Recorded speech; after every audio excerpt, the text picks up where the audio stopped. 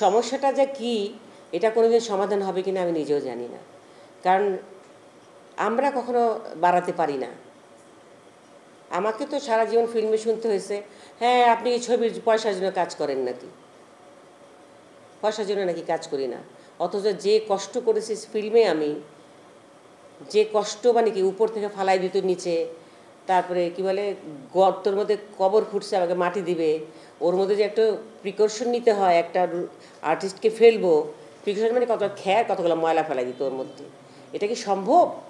পরে যে দেখা গেলো পোকা কামড়াচ্ছে, এই হচ্ছে, পিঁপড়া ধরলো, তারপর শুয়ে আসি পিঁপড়া কামড়াচ্ছে, তারপরে এক আর্টিস্ট বলেই ফেললো নায়িকা, আমি যে এত কষ্ট দিয়ে হিরো হিরোইনদের তো তোমরা ডামি ব্যবহার করো, আর আমাদের বেলায় এইগুলো করো আর এই কষ্টগুলো দাও রাতের বেলা।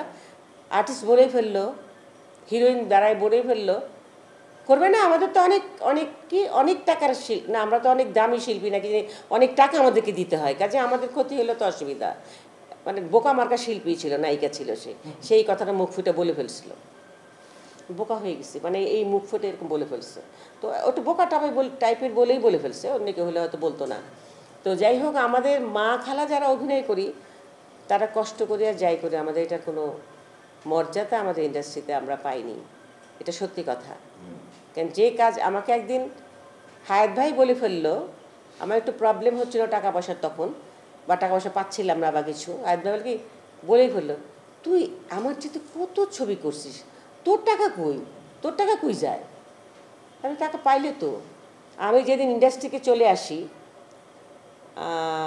11 সালে চলে আসি ওখান থেকে, আর করিনি, ওই শেষ। তার আগ পর্যন্ত আমি 34 লাখ টাকা ফিল্মে রেখে আসছি, মার পাট করে, পয়সা কম পাই আমরা, রেমুনারেশন তো হিরো হিরোইনের মতো পাই না, 34 লাখ টাকা রেখে আমি চলে আসছি। না পাবো কী করে, প্রশ্নই আসে না।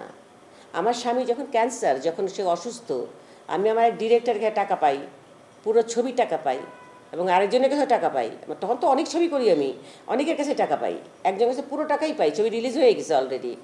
তা আমি বলছি আমার ক্যান্সার ধরা পড়ার পরে তো আমার হাত পা কাঁপুনি, আমার তখন মানে কীরকম মনে হতে পারে যে ক্যান্সার স্বামীর, আমার মা মারা গেছে ক্যান্সারে, কাজেই আমি তখন প্রমাণ হওয়ার পর যে ক্যান্সার, আমি কেঁদে কেঁদে তাকে বলছি যে যদি ইন্ডাস্ট্রি থেকে আমাকে কিছু টাকা তুলে দেন, আমি ওকে নিয়ে ব্যাংককে যাব, আমার পাওনা টাকা আপনাকে, যাকে বললাম আর কি, মানে দায়িত্ব দিলাম যে আপনি ওর কাছ থেকে চেয়ে দেন আর আপনার কাছেও পাই, সে তো আর যোগাযোগ করেই নাই, তার টাকা তো দেয়ই নাই, অন্য কারোর টাকাও না পাই, পয়সা আমি ইন্ডাস্ট্রি থেকে পাইনি।